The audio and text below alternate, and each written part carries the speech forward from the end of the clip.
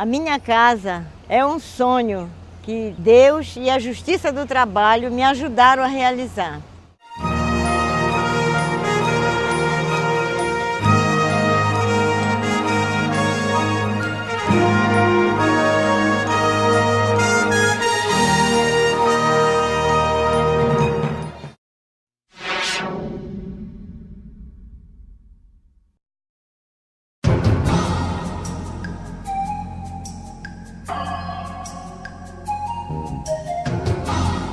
Quem vê estas cenas não imagina o que foi a indústria cerâmica da Amazônia, a conhecida Inca.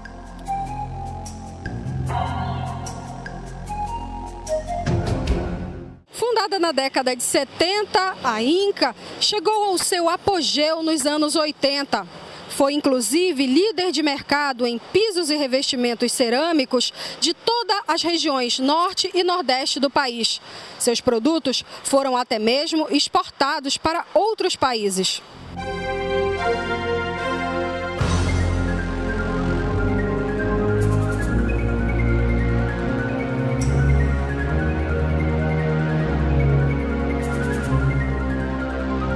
No final da década de 90, a Inca entrou em processo de falência.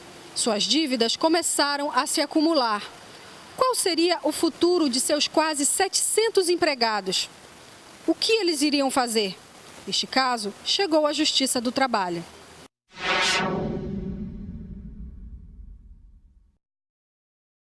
Em 1996, chegaram à primeira vara do trabalho de Ananindeua as primeiras de muitas reclamações trabalhistas contra a Inca. O processo número 2567 centralizou outros 400, já em fase de execução, vinculando aproximadamente 450 reclamantes. No começo do processo, a gente pensava que as coisas iam correr rápido, né? Mas no decorrer do mesmo, nós começamos a sentir assim, um pouco de medo que não ia receber nunca mais. O valor dos débitos trabalhistas chegava a mais de 10 milhões de reais. O processo arrastou-se por vários anos. Neste meio tempo, os prédios e o maquinário da empresa foram gradativamente depredados e saqueados.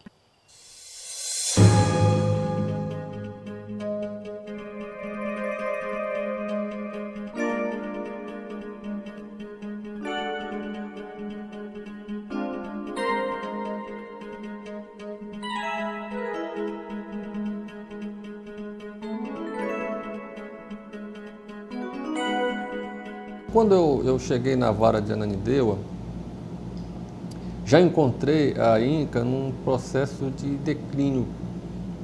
Por que essa conclusão? Porque os processos trabalhistas, muito embora não houvesse grande conflito, não chegasse a sentença de processo de conhecimento, eram resolvidos basicamente todos com acordo, os acordos eram feitos sempre mediante pagamento de lajota. E com o passar do tempo começaram a descumprir os acordos, ocorreu problemas de decretação de prisão de diretores e ela foi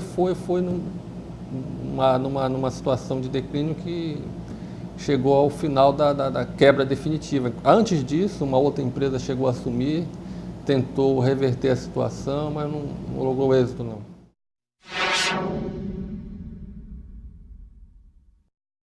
Setembro de 2004. Empresa falida, credores na porta, trabalhadores aguardando seus direitos. Surgia outro complicador. O terreno da indústria, localizado no município de Marituba, região metropolitana de Belém, foi invadido por 2.500 pessoas pertencentes ao Movimento dos Trabalhadores Sem Teto Urbano, MSTU. Com relação a essa parte de invasões de terra, do social, né? Os sem teto, sem terra, sempre há umas negociações que os direitos vão mais para eles. Quer dizer, nós estávamos quase que com certeza que não ia sair mais nada. O caso Inca recebeu contornos de conflito social. Nas barracas improvisadas, os sem-teto se dividem por grupos. Embaixo de cada lona são mais de 20 pessoas. Dona Marta tem 79 anos de idade e é de Nova Esperança do Piriá. Estava em Belém há 6 anos. Ela morava no bairro da Marambaia, mas ganhando um salário mínimo de pensão, desistiu do aluguel. O meu ganho é o meu salário, né? Então, para mim comer e pagar aluguel de quarto com esse salário, não tem condições. Centenas de pessoas clamavam pelo direito à moradia. Contra a desocupação, elas bloquearam a única rodovia que dá acesso à capital paraense, gerando insatisfação e prejuízos. Tivemos a informação, através da imprensa, de que houve a invasão e o bloqueio da entrada da cidade de Belém. Além do que, imediatamente recebemos informação de que em torno de 400 exequentes iam se confrontar com os invasores porque queriam aquele bem desobstruído, porque era aquilo que garantia a dívida da empresa empregadora e falida. Feita a proposta de conversa, de diálogo, a BR foi desobstruída com a ajuda da polícia e no dia seguinte os integrantes do movimento compareceram até a vara. A causa da nossa conversa foi apreciada, foi levada para uma assembleia e a partir daí as 800 pessoas que estavam lá posicionadas decidiram que iam realmente se retirar porque aquilo ali era terra de trabalhador.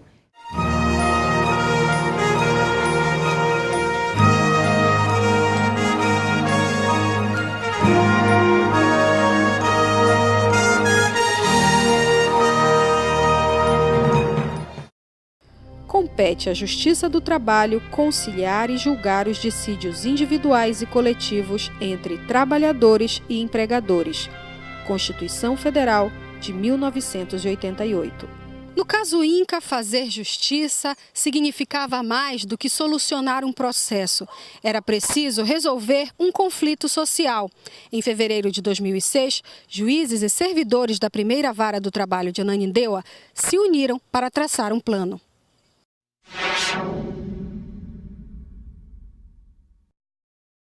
A partir de janeiro de 2006, a gente passou a atuar na primeira vara do trabalho de Ananindeua.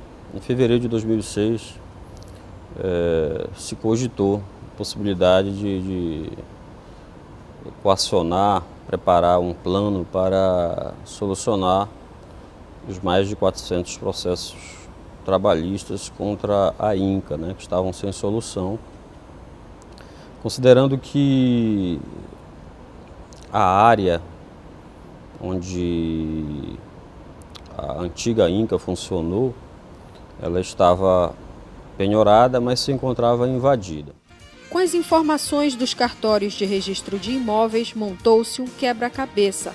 Nele, uma significativa faixa de terra ainda não estava penhorada. Em março de 2006, as polícias rodoviária, militar e civil auxiliaram na entrada do terreno que encontrava-se obstruído. Ocorria a primeira diligência e a montagem de uma vara itinerante para medição da área e cadastramento dos ocupantes. Fizemos o levantamento da área do terreno, definir quais são as dimensões do terreno e as benfeitorias que ainda se encontram, no local, na área. Foi essa a determinação judicial. Por isso mesmo, a terra acabou se tornando o maior bem dentro do processo trabalhista. Isso levou o juiz da primeira vara do trabalho de Ananindeua a realizar um amplo levantamento no local. A ação, que contou com o apoio das polícias militar e rodoviária federal, buscou responder pontos ainda confusos para a justiça. Entre eles, o número real de ocupantes, o perfil deles e qual a dimensão total da área. Nós entramos aqui no dia 25 de setembro, e vivemos uma vida de desespero, de coisa. Toda hora eu estava esperando a polícia chegar, porque a gente tinha invadido, aqui. E passamos. Quando estava com 1 ano e pouco, recebemos assim para botar para fora, uma mandado de despejo. E a gente tinha poucos dias e ninguém dormia, ficava naquela vigilância que a polícia podia entrar a qualquer momento. Que quando foi no dia 3 de março, nós tivemos a notícia que a polícia estava aí. Aí não queria, deixar a polícia entrar, porque sabia que hoje ia botar a gente para fora, a gente não tinha onde morar. Eram pessoas carentes, pessoas que precisavam mesmo de um pedaço de chão. Aí foi que o doutor Jonas apareceu, Aí ele entrou e conversou, né? Ele disse que ele tinha vindo numa paz, que ele queria conversar, que ele queria ver qual era a nossa situação, e realmente foi isso que aconteceu. Ele passou o dia aqui com a gente, deu uma esperança muito grande e, enfim, ele me ensinou os caminhos que a gente poderia percorrer, né? O juiz do trabalho, Jonatas Andrade, reuniu os líderes da invasão e explicou o objetivo de vender o imóvel: pagar os ex-trabalhadores da INCA. Além disso, ele queria saber a real condição dos ocupantes e tentar uma solução. Cruzando os dados fornecidos pela empresa de energia elétrica, constatou-se que a maioria dos invasores já possuía terrenos em seus nomes. O próximo passo seria o leilão do terreno, avaliado inicialmente em R$1.500.000 e vendido por R$3.600.000 a um consórcio de investidores. O pagamento aos ex-trabalhadores reiniciou de forma parcelada e continuará com a venda sobre os direitos minerários das jazidas que a empresa ainda possui no Pará e em outros estados brasileiros, além do bloqueio de bens pertencentes aos antigos proprietários. O trabalho da Justiça foi muito bom, tanto para o pessoal que invadiu, como para nós que vimos o terreno ser leiloado, vendido, para poder ressarcir uma parte das nossas perdas. A satisfação de créditos trabalhistas é sempre gratificante, mas no caso INCA existe um diferencial. Além da questão trabalhista que está sendo resolvida, a Justiça do Trabalho contribuiu para a solução de um problema social. Isso, para a equipe da primeira vara do trabalho de Ananindeua, é gratificante e motivador, como servidores e também como cidadãos.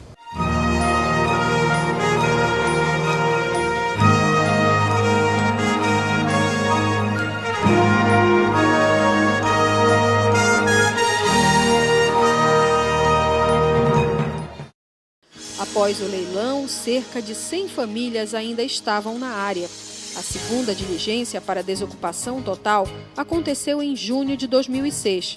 Na véspera, a maioria das pessoas que não constava do cadastro final por já possuir imóveis retirou-se espontaneamente. Os arrematantes concordaram com a permanência de 53 famílias. Em contrapartida, estas pessoas se comprometeram a guardar a área e impedir a construção de novos barracos. Buscando uma alternativa melhor para as famílias, a primeira vara do trabalho de Ananindeua entrou em contato com a Prefeitura de Marituba e a Caixa Econômica Federal. Ganhamos uma nova experiência de uma parceria que está dando certo e agora, para a Justiça, tenho certeza que foi um ganho muito grande, porque beneficiou os que realmente não tinham casa. Ganhou a Justiça porque pôde pagar a indenização para os trabalhadores que estavam esperando há anos e se arrolava na Justiça sem uma solução. E ganhou o município porque pôde identificar e não transformar aquilo em mais uma grande favela, sem a mínima condição de higiene, sem a mínima condição de moradia. Então fico feliz de poder ter participado deste projeto concreto, definitivo, que muitos benefícios trouxe a todos nós. Em março de 2007, a Caixa Econômica Federal fechou o contrato de financiamento para a construção das casas, através de abertura de uma linha de crédito do governo federal. Onde colocar aquelas famílias que haviam invadido o imóvel. Aí que depois de muita conversa, vai daqui, vai dali, eu lembrei, lembramos na hora, que tinha essa resolução do Conselho Curador do Fundo de Garantia, que permitia financiamento a famílias de baixa renda com subsídio do governo federal. Então, para que isso fosse viabilizado, era necessário fazer uma parceria. A Justiça do Trabalho determinando um depósito de caução, porque para conceder o financiamento era necessário um depósito de caução no valor de R$ 1.500 por unidade, com a Prefeitura, para que a Prefeitura arranjasse um local para que pudesse ser construídas as casas. O juiz determinou o depósito de caução, nós entraríamos com o financiamento e a Prefeitura entraria doando o terreno com a infraestrutura necessária para fazer os imóveis.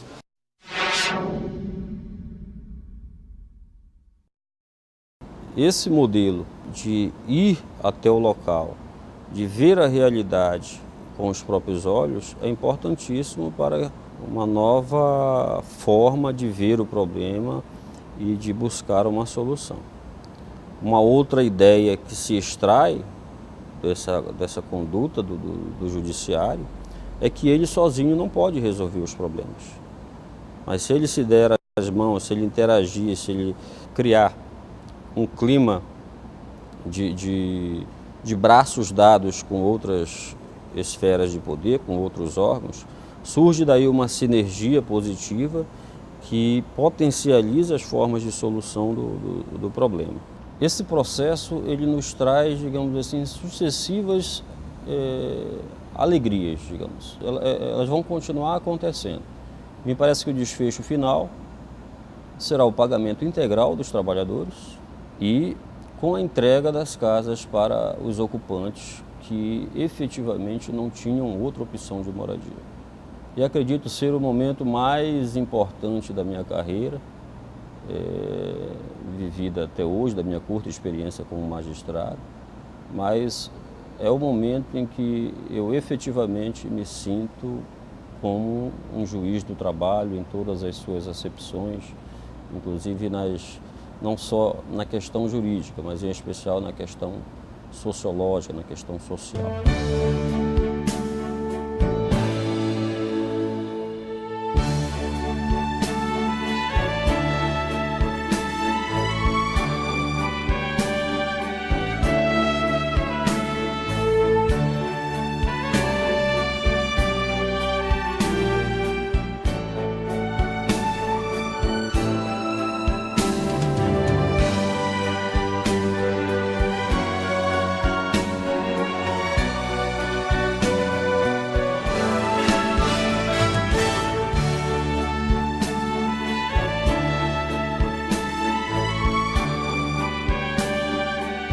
A Justiça do Trabalho não tem por função doar casas, mas num país com tantos conflitos sociais, é justo que o serviço público, em seus diversos poderes, una conhecimentos para promover o bem público.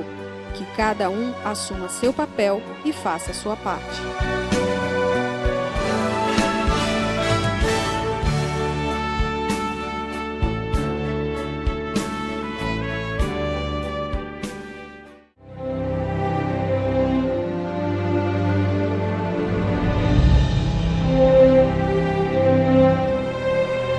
Eu fico feliz de poder ter participado dessa ação junto com a Justiça.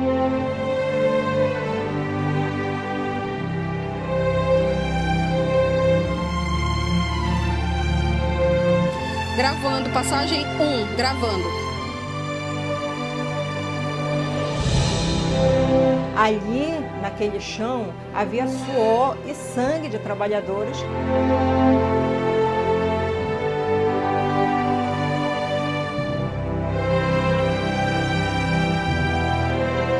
Todo mundo tem que confiar, né? Porque é a única maneira de você, às vezes, ressarcir algum direito que você tem.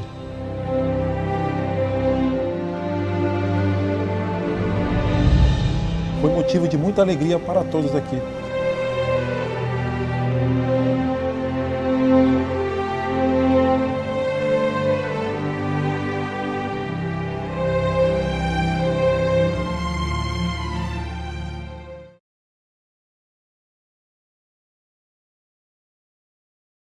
O caso Inca, um processo de justiça social. Os senhores vão assistir um vídeo que mostra toda uma trajetória de um processo que chegou ao seu final,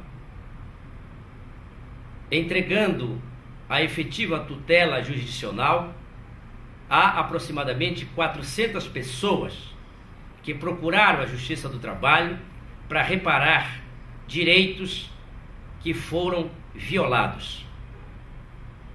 Este processo ganhou um contorno e uma repercussão social a partir do momento em que a Justiça do Trabalho da 8ª Região, por meio da primeira vara do trabalho de Ananindeua, penhorou um imóvel pertencente à Inca. Este imóvel, mesmo penhorado, foi invadido por centenas de famílias. Neste momento, e diante de uma situação periclitante, contamos com esforço e com habilidade de magistrados e servidores que se empenharam em encontrar uma solução sem traumas, sem machucar pessoas, sem ofender a dignidade humana. Foi assim que todos trabalharam, se empenharam e conseguiram êxito na missão. A Justiça do Trabalho é isso. Precisa contar com agentes e servidores empenhados, qualificados, para encontrarem soluções e, com isso, fazerem a efetiva entrega da prestação jurisdicional. Os magistrados e os servidores que trabalharam nesse processo estão de parabéns.